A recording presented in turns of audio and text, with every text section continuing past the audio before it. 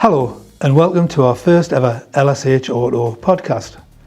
The topic of today's discussion is all about electric vehicles and how the technology is advancing at a rapid rate. Here's a discussion I, Frank Smith, Key Account Manager, had with James Cubitt, our General Manager, about electric vehicles. Everyone's going like, well, electricity can't be the mainstay because you still got to produce it in some way with the Earth's resources. Yeah. So where do you see it going? I mean, I was, in fairness, I had two interesting conversations, one of which was only a matter of 48 hours ago, and the other one was a gentleman who was actually in producing sort of chassis, and they help design for manufacturers and various other things. So they're doing a lot of work currently relating around hydrogen. And I think that's, if you were to Google it, you'll see quite a lot of sort of noise around hydrogen. And is hydrogen the next incarnation of motor vehicle transport and how vehicles are actually ran? I think it's got its merits. I mean, we've obviously looked at gas in a couple of different guises not that long ago, LPG and CNG, I think it is. CNG, yeah. And both of those never took off. There was benefits to mileage. Obviously, it is a little bit greener, but they never took off. Battery technology or electric technology is hugely taken the sort of the forefront. But let's be honest, you look back in history, and an electric vehicle isn't brand new. These things have been around in one guise or another for many, many years. Yeah. Is batteries or electric here to stay? I think it's certainly going towards that route because there is a demand either from a consumer or a legislation point of view that we've got to move away from what we either currently produce or what we currently use as consumers. Does hydrogen have its place? I don't know.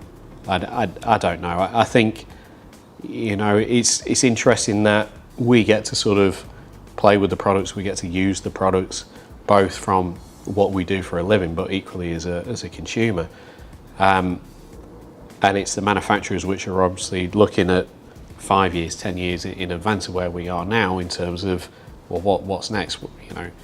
If we go back a few years ago, Betamax, VHS, they both effectively did the same thing, but one very quickly took over the other. And it wasn't that long before VHS went out and we went onto disc, and then is this there was Blockbusters Blu-ray. and Netflix? Exactly. Yeah. Exactly.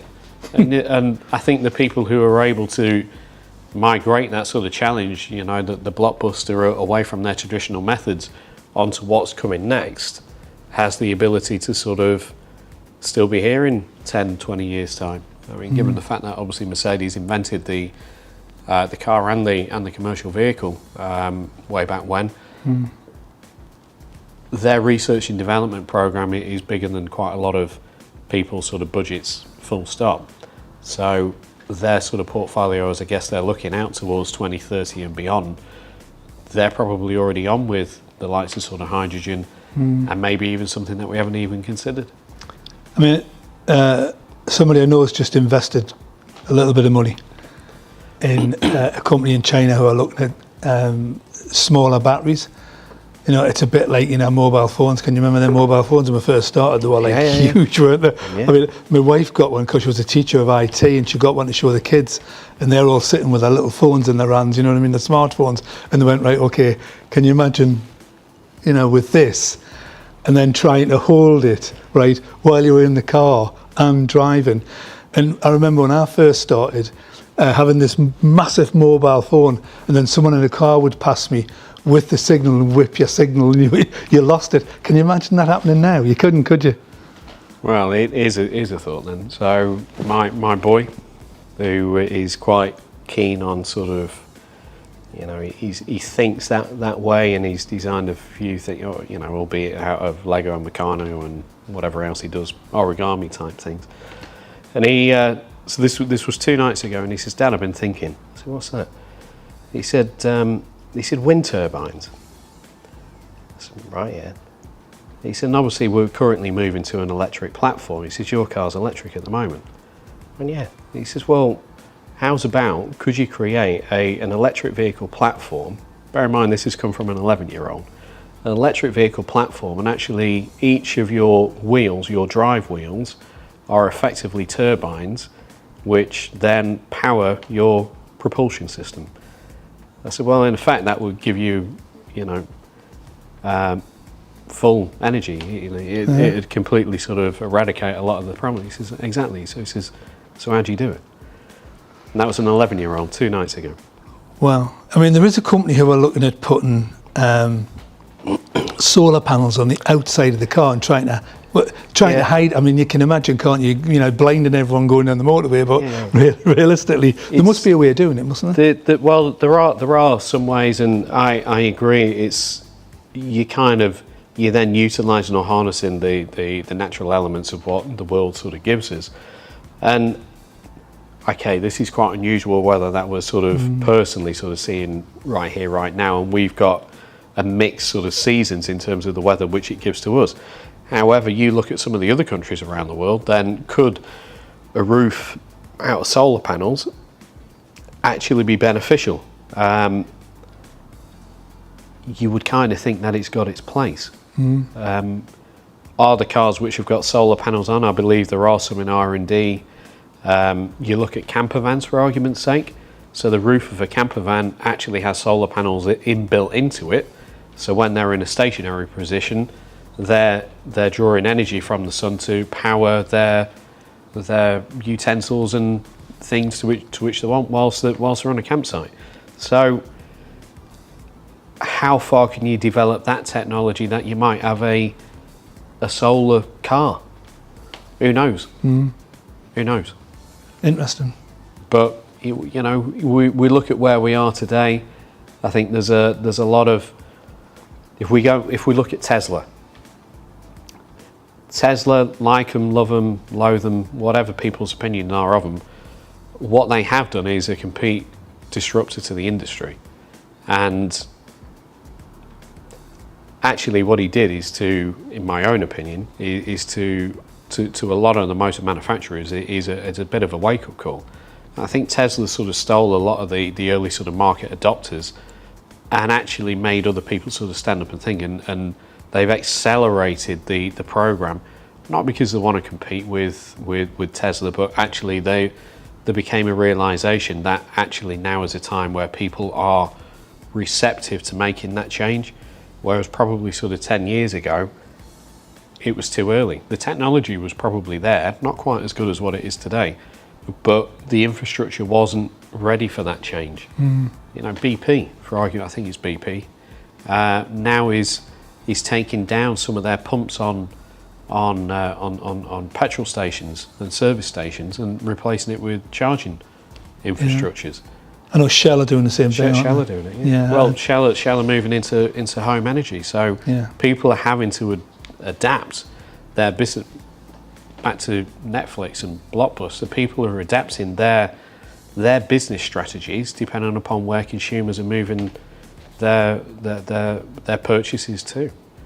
Can you imagine if you could build a business recharging electric cars on the side of the road? You'd make a fortune, wouldn't you? Because people are definitely going to break down, aren't they? People have. How successful it is, I couldn't give you any stats, but there are definitely businesses which are operating effectively rapid charge generator type operations that you've unfortunately ran out for whatever reason. Let's be honest, people have done it in normal engine cars that they've chanced it, not quite got it right, whatever, they've broken down because they've run out of fuel. This is no different. It has happened, it will continue to happen, and people like that providing that service are going to be there. Where does it get to in terms of being able to sort of rapid charge, so it's actually in similar sort of guise of what people are used to going to the fuel station? Who knows? I mean, that's down to the technology that they can place in the batteries versus the technology of the actual charging infrastructures. Can you imagine you just go with your little can back to there, juice it up and go and juice your car up. That just wouldn't happen, would it?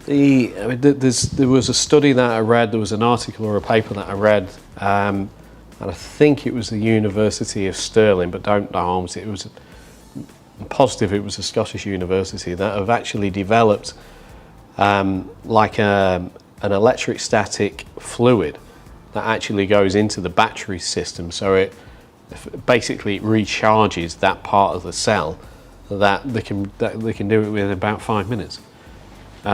So these sort of clever elements which are coming out are continually sort of advancing the processes of what people sort of perceive probably as a drawback at the minute. I have to say, absolutely hand on heart, I have not missed going to a forecourt and standing there filling up, no matter if it was on the motorway, because you know the journey sort of dictates you're not going to make it, so you know you've got to fill up, you've got to pay the premium, or okay, so we want to go out tomorrow, whatever. You don't have that, or very, very little. I've not experienced it in the 4,000 miles to which I've done, and it's all been sort of held with, you get home, it's very easy, you just plug it in, it's overnight, it's out the way, you can continue doing whatever you're doing, and in the morning it's done. And the other beauty of it is, you know, the weather that we've got at the moment, it's 28, 29, 30 degrees or whatever. I can simply press a button on an app, I can set the temperature to my car, so it can be nice and cool, or in winter, I can set it to a nice warm temperature. And if it's charging, that won't affect any of the range. I mean, my solar, because I've got solar panels and a house battery. Yeah. It's amazing because every night I'm going in, I check my app. I'm a bit like you with your car, with my battery app, and every night I go in, it's 95% charged, and you know I'm now just giving loads of energy back to the grid all of the time because of the weather, which is awesome. I never took the option when I was given an option. Do you want an EQV? I never particularly sort of looked at it in terms of, well, it's going to be an issue, it's going to be a hassle. What about this, that, and the other? And I have to say, I was truly sort of intrigued about. I mean, I've driven V classes, Vitos. You know, I've driven pretty much all the range, but I've never had a full electric car. So I was intrigued to actually understand what's this going to be like, and perhaps being given the car without a charging home charger, that you are in at the deep end, because you're like, oh, I love that. Here's an electric car. Yeah. And there was a bit of talk, oh, you know, you won't make it to meetings, or your journey up to Stockport, you know, etc. And I suppose the point of what it made me consciously do was to consider, I've got to do this. How am I going to do it? And there is a degree that I then started thinking about what I did and how I did it. And that wasn't something I sort of contemplated when I actually took the car on. And actually, it wasn't a way in which I thought I was going to ever drive a car. The part about being, I mean, I've never, you know, I can't say that I'm a big sort of road rage type individual anyway, but the calmness of driving that electric vehicle is something that I can't really describe. And whether or not that's because I've got to get to the meeting by this point, and maybe it's because you've got a bit more sort of planning to which you've sort of done on it, you just never seem to be in a rush. You just, it's like, it doesn't matter if people are going past you at 100 mile an hour, whatever people want to do. It's quite bizarre in the way in which it's changed probably my driving habits, really. We hope you enjoyed our first ever podcast, and would love you to get involved in the debate. You can do this by adding any comments or questions in the comments box, and we'll be on hand to answer any of these questions. Thank you for watching and listening, and we look forward to answering your queries.